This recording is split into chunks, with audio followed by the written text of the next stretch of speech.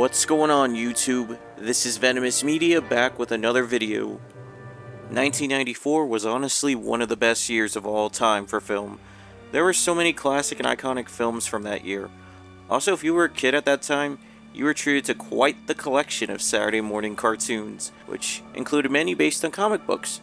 And speaking of comic books, two of the best movies from 1994 happen to be based on comics. First, The Crow, based on James O'Barr's comic from 1989, which got praised for its dark tone, story, and a powerful performance from Brandon Lee, which would tragically be his last. Next comic book movie was The Mask, based on the Dark Horse comic by Mike Richardson, which was another dark comic, however, unlike The Crow, which, yes, did take some liberties, but at least it honored the tone of the comics. The Mask, however, did a complete 180 with its source material and turned the movie into a superhero comedy.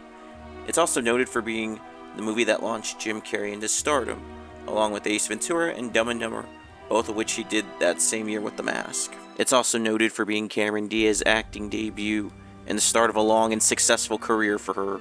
There was also The Shadow with Alec Baldwin.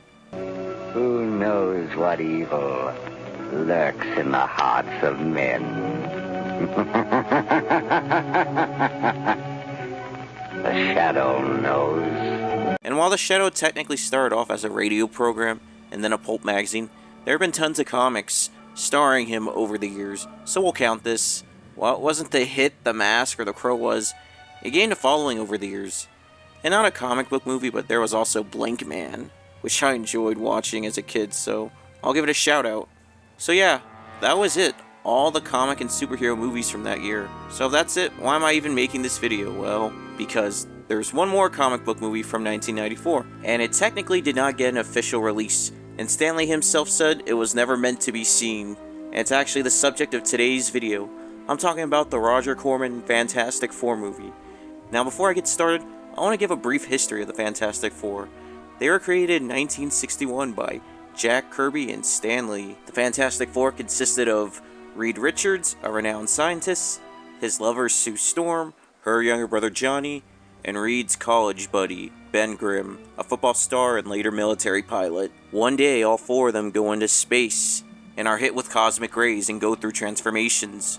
Reed can stretch his entire body, Sue can become invisible, Johnny can set his body on fire, and Ben Grimm becomes a walking rock. And soon they call themselves the Fantastic Four, Reed being Mr. Fantastic, Sue being Invisible Woman, Johnny being the Human Torch, and Ben being the Thing. The Fantastic Four was praised for the cosmic elements of the comics, as well as the family dynamic the characters had. And of course, before any of the Avengers from the MCU became household names, the Fantastic Four and Spider-Man were dominating the comics. And in 1968, Marvel's first family finally branched out into other media, with an animated series by Hanna-Barbera, which was honestly my first exposure to the Fantastic Four as a kid, seeing reruns on Cartoon Network, and I remember enjoying it. Unfortunately, it only lasted for one 20-episode season. But despite that, the Fantastic Four cartoons weren't done just yet. But unfortunately, that's where we started getting the weird series and spin-offs. The first one being in 1978, where we saw Human Torch replaced by Herbie the Robot, due to Universal somehow having the rights to Johnny and planning on using him for a project that never came to be. Then there was Fred and Barney Meets the Thing, which only featured one segment with all three of them. The Thing was completely separated from Fred and Barney for the rest of the series. Then we got the 1994 Fantastic Four series, which take place in the same universe as all of Marvel's animated series at the time, which ran for 2 seasons. Then we got the underrated 2006 World's Greatest Heroes, which had that Martin Mystery and Totally Spies animation look, which I might cover in a future video. And of course, there was a short-lived radio series in 1975, which featured a young Bill Murray when he was just starting out on Saturday Night Live, playing Johnny Storm. And by the mid-80s, Marvel had been licensing out all of its live-action film rights, so its characters, who had been seen on the small screen in the form of TV shows and TV movies, with Hulk being the standout on the TV side of things, Constantin Film, a German distributor, who were starting to branch out into English-speaking films, which include the 1984 classic The Never-Ending Story, snagged the film rights for the Fantastic Four. and by the early 90s, there were quite a few Marvel projects in the works, including Doctor Strange by Wes Craven, Black Panther by Wesley Snipes, who was also going to star as the titular character, and Spider-Man by James Cameron. Avi Arad was also trying to transition the Hulk from TV to the big screen, and Roger Corman would be producing the Fantastic Four movie. So yeah, Marvel's first family seemed like they were getting ready, along with other heavy hitters for Marvel, to hit the big screen. And of course, all these movies, with the exception of the Fantastic Four, never came to be and were completely different by the time they finally did hit the big screen. The Corman Fantastic Four movie had been panned by those that have seen it because of how cheap it looked, but of course over the years it's gained a following from low-budget buffs and some comic fans, myself included. Anyway, let's dive into this. The Fantastic Four finally entered production in 1992 when Constantin Film learned time was ticking and the rights would be reverted back to Marvel if the movie didn't start production soon. So Roger Corman was tasked with producing the movie after fellow low-budget titan Lloyd Kaufman, who was a friend of Stanley, passed on it. And of course the pressure was on for Corman, because even though the low-budget king himself could work with limited budgets, this seemed like next to impossible to pull off, because you got four heroes who are known for their abilities in cosmic adventures. We're not just talking about having laser guns, half robot, half machines, or having a futuristic looking world, the things you can sort of salvage with limited funds. But Corman was tasked with making a legitimate Fantastic Four movie, and even 2001: A Space Odyssey in 1968 was given a budget of nearly $11 million, so asking Corman to make a Fantastic Four movie with only $1 million seemed like a cruel joke, and sources say he had to put up half the money himself, while Constantin Film put up the rest. Despite how things were looking, the movie was still a go. With Corman being the producer, Ole Sassone was tasked with directing the movie. Sassone had mostly directed music videos, which included Eric Clapton and Gloria Estefan. As far as movies go, he only had 3 low-budget movies to his name, including Blood Fist 3, the martial arts and action series that starred martial artist and kickboxing champion Don the Dragon Wilson, and Future Shock, which featured Martin Cove, Julie Strain, Bill Paxton, and character actor Brian James, and was also an early writing credit for Matt Reeves. Sassone would go on to direct a few episodes of Xena and some of these other syndicated shows.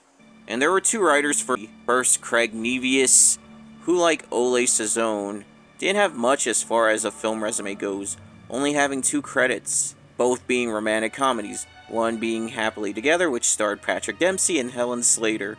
And of course he would go on to write one of my favorite pieces of Corman cheese, the Black Scorpion TV show. That's right, folks, I freaking love the Black Scorpion show, and I'm not ashamed to say so.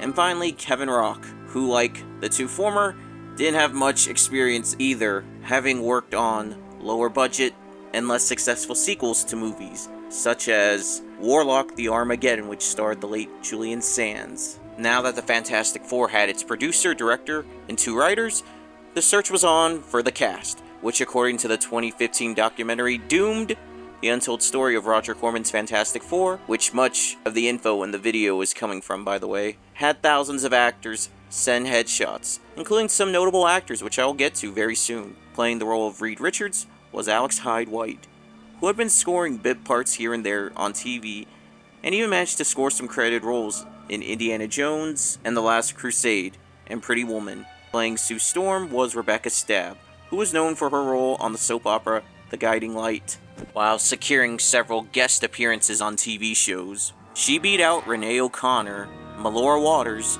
and Bobby Phillips, who you might remember from the film series Chameleon. And surprisingly, The Thing was played by 2 actors. First, Ben Grimm himself was played by Michael Bailey Smith, who made his on-screen debut as Super Freddy in Nightmare on Elm Street: The Dream Child. And The Thing himself was played by prolific stuntman Carl Cifarlio, who you might remember Joe Pesci killing in Casino. The reason there were 2 actors playing The Thing was because Smith was too large for the costume, standing at 6'4" and weighing 285 pounds of muscle. And Cifarlio himself recalled the casting call, asking for actors in the 6 foot and 200 pound range. Anyway, they beat out Patrick Warburton for the role of The Thing. Johnny Storm was played by Jay Underwood, who was the youngest and most accomplished out of all the cast. At 23 years old, stacking up credited roles in both film and television, including John Candy's Uncle Buck. And Underwood recalled being cast on the spot as Johnny Storm, not even having to audition for the role. Playing Alicia Masters was Kat Green, a New York-based theater actress. Kat recalled being so nervous compared to all the other actors that showed up to auditions, saying they were all taller and prettier, but despite being nervous, the casting director said Kat gave the best audition for Alicia. And rounding up the cast was Joseph Culp as Dr. Doom, who like the rest of the cast was up and coming, scoring bit parts in film and television. Culp beat out Nick Casaventes, Titus Welliver, and even a young Mark Ruffalo.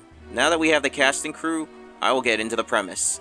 The film starts off with Reed Richards and Ben Grimm, along with Victor Von Doom in college. Reed and Victor are discussing an experiment that they are planning. Of course, Reed has his doubts, but Victor is determined to make it happen. Then we see a young Sue and Johnny Storm, whose mother runs a boarding school that Reed actually lives at. Reed and Victor go through with their experiment, and it's getting dangerous to the point where Reed is pleading with Victor to not go through with it.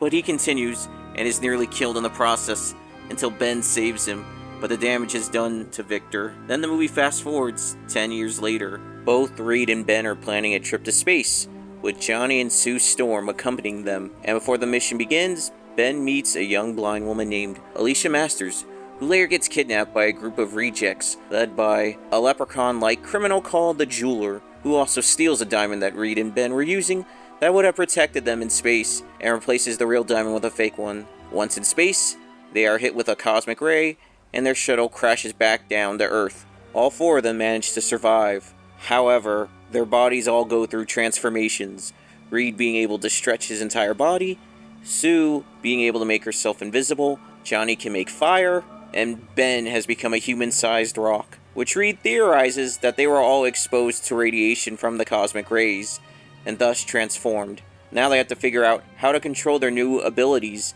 and none of them know that they're being watched by a menace called Dr. Doom. So yeah, that was the premise. Now I'm going to talk about the source material, which surprisingly used a decent amount of source material, as cast members and even the production crew read the early Fantastic Four comics to prep. And according to the Doomed documentary, the very early drafts of the script actually were very faithful to the comics. This movie takes slight inspirations from issues 1, 5, and 8, as well as annual number 2, but none of these books are completely adapted story-wise. But for the most part, they get the basics done as far as the story goes, but there are a few liberties and changes.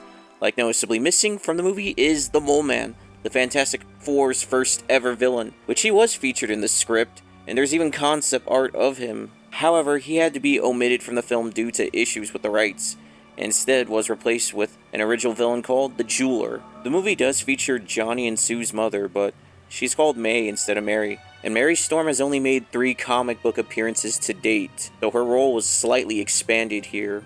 Also missing from this movie is her husband, Dr. Franklin Storm. Both were on their way to a party, but on the way, there's a car accident and Mary tragically loses her life, which causes Dr. Storm to turn to drinking and gambling, and he's charged with manslaughter and given a 20-year sentence, which Johnny and Sue try to help him get parole. Visiting him one day, he reveals to his children that he has been doing experiments while in prison that would give him the abilities that the Fantastic Four have, and uses them to escape and causes chaos all over the city, even doing battle with the Fantastic Four. However, the powers are too much for his body to handle, and he ends up dying. Also from Annual 2, which showcases Victor Von Doom's college years, which he's depicted as a rival to Reed. In the movie they are friends, but Doom's fate still plays out the same. His face is destroyed in an experiment gone wrong. And that's all we see from him before he actually becomes Dr. Doom.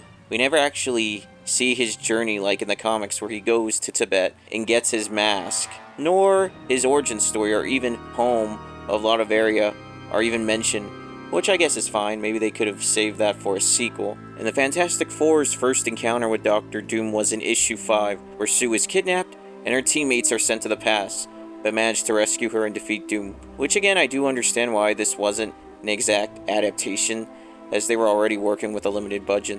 And like I mentioned, Alicia Masters is in this movie, but there's no mention of her stepfather and Fantastic Four foe, Philip Masters, aka the Puppet Master. And again, that's fine, because he could have been saved for a future movie. I think I covered enough about the source material. Now I will talk about the costumes, which for the most part, I think look really good. The Fantastic Four costumes look just like the ones from the comics at the time, and animated series. Even Doom looks like he does from the early comics. Even the Thing I think looks really impressive, especially with the budget they were working with. Yeah, it's not the 2005 Thing suit that Michael Chiklis wore, which I think is one of the best costumes in a comic movie ever, or the costumes from the 3 Ninja Turtle movies.